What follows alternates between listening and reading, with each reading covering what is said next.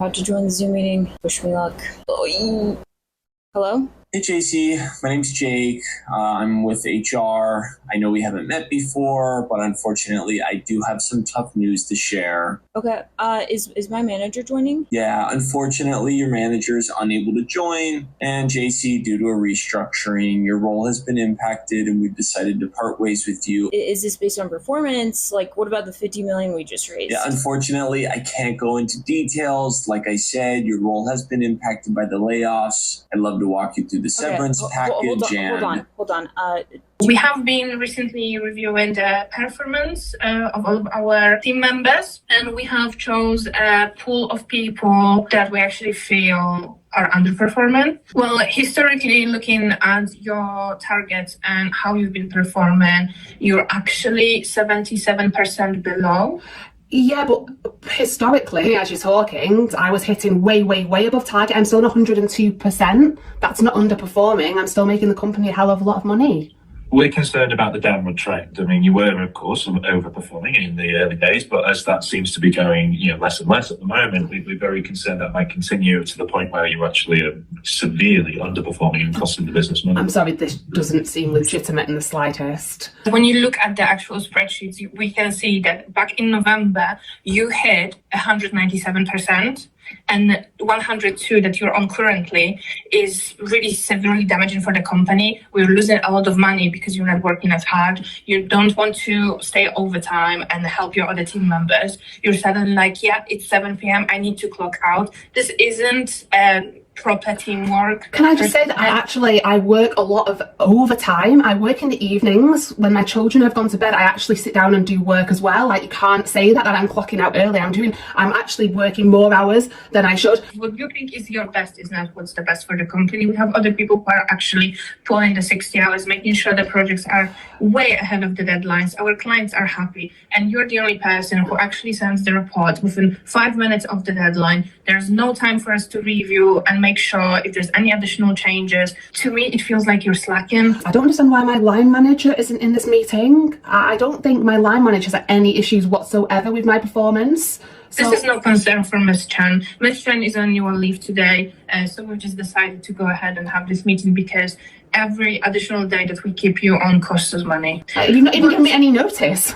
Like, what am I supposed to do?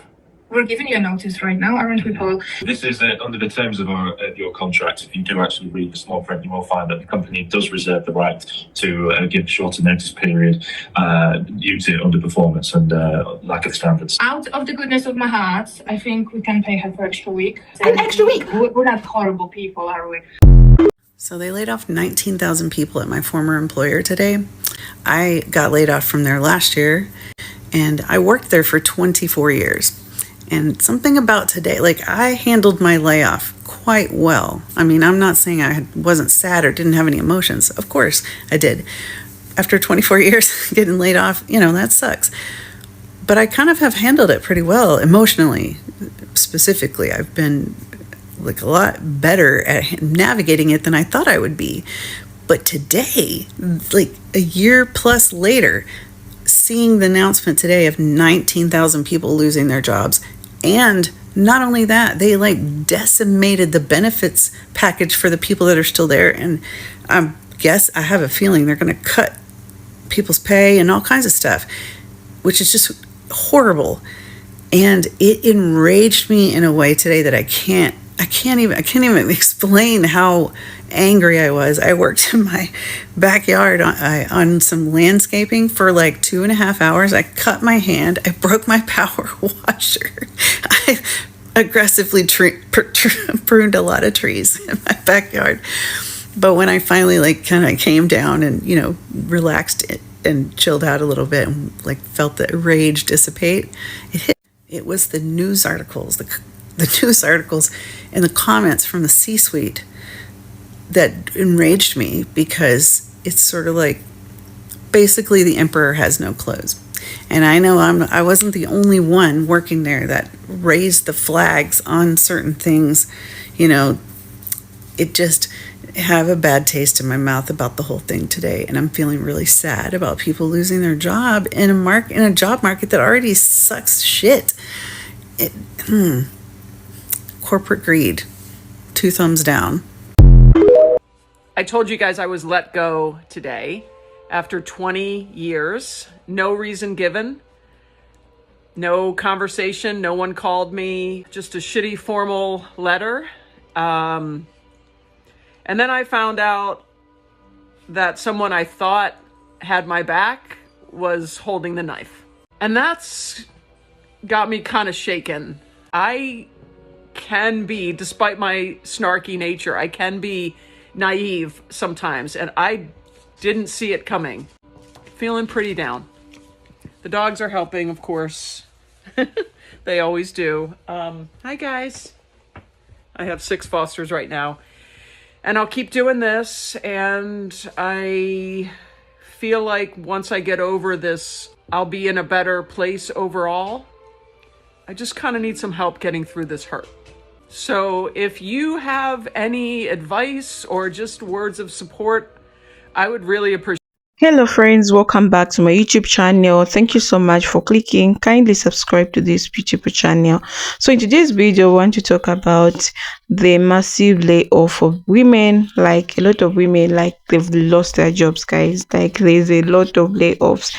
So today we're going to be talking about that. I just want to share my 2 cents, and I had to put the videos together so that you learn. If you join if this is when you start working, or maybe you're working, just to make an alert that there's layoff and how can you handle it. Okay, so I just want to give my 2 cents, guys, what I think about today's video, because women are suffering. So number one, what I want to talk about is we need to consider the larger economical picture. The global economy is facing major challenges like inflation and shifts in a key industries such as technology, retail, and hospitality. These sectors are ones where women have traditionally been more prevalent, especially in roles that are now more risky during cost-cutting measures. For instance, in the tech industry, where there's been a significant downsizing due to advances in automation and AI, women who are already represented in higher paid technical roles are often in support roles that are more likely to be cut. The same goes for retail and hospitality industries, still struggling to recover from the pandemic, where women usually fill the majority of customer facing or part-time positions are often the first to be eliminated. The gender pay gap and job segregations also plays a very big role in this, why women are being laid off. Women are more frequently found in low-paying part-time or contract roles, which are typically seen as less critical when companies need to reduce their workforce. Even in full-time positions, women often hold roles that are undervalued or perceived as easier to cut when budgets are tight. The first to go syndrome is also part of it. Okay, so this is also contributing to this trend. Okay, so when companies face financial pressure, they often make cuts in areas they consider non-essential, or in roles they believe it can be easily replaced or absorbed by others. Unfortunately, this mindset often affects roles traditionally held by women. For example, administrative positions, human resource, and customer services roles, which are heavily female dominated, are often the first to be targeted during layoffs. This happens even though these roles are crucial to the smooth operation of any business. The perception that these positions are less critical stems from long-standing gender bias that undervalue work traditionally done by women. Let's talk also about the impact of remote work and how it played a role in these layoffs. While remote work has offered flexibility and opportunity for many, it has also blurred the lines between work and home life. Particularly for those women who often take on the majority of caregiving responsibilities, this double burden can lead to women being seen as less committed or less available compared to their male counterparts, especially in male-dominated industries. Additionally, with many companies scaling back their remote work policies in favor of returning to their office, women who have opted for remote family due to family responsibilities are finding themselves at disadvantage and in some cases more vulnerable to layoffs. Another factor to consider is the backlash against diversity and inclusion initiatives. Over the past few years, we've seen a significant push for greater gender diversity in the workplace, with more companies committing to hiring and promoting women. However, with the economic downturn and pressures to cut costs, some companies are scaling back on these efforts, viewing as luxuries rather than necessities. This regression can result in women, especially those in newly created diversity focus on roles, being disproportionately laid off. The progress we have made in gender equality in the workplace is at risk of being undone as companies revert to old habits and the gaze of economical survival.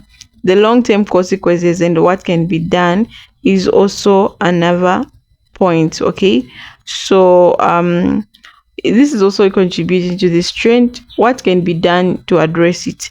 These layoffs not only affect the immediate financial stability of women, but also have long-term implications for their careers, professional growth, and retirement service savings. The more women are pushed out of the workforce, the harder it becomes to close the gender pay and gap and achieve true equality in their workplace. So what can be done?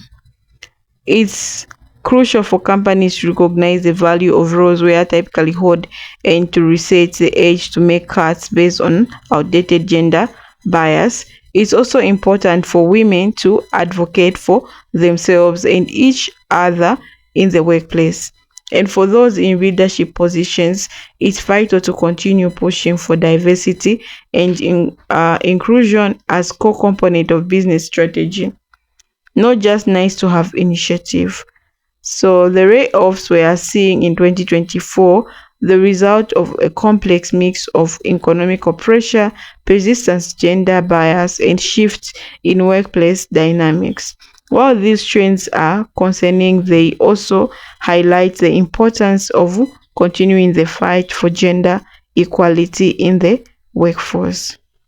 We can't afford to lose the progress that's been made. If you found this video helpful, kindly subscribe and share the video to your friends. Share your thoughts in the comments below. Together we can work toward a more equitable future for all. Thank you for watching, and I'll see you in the next video.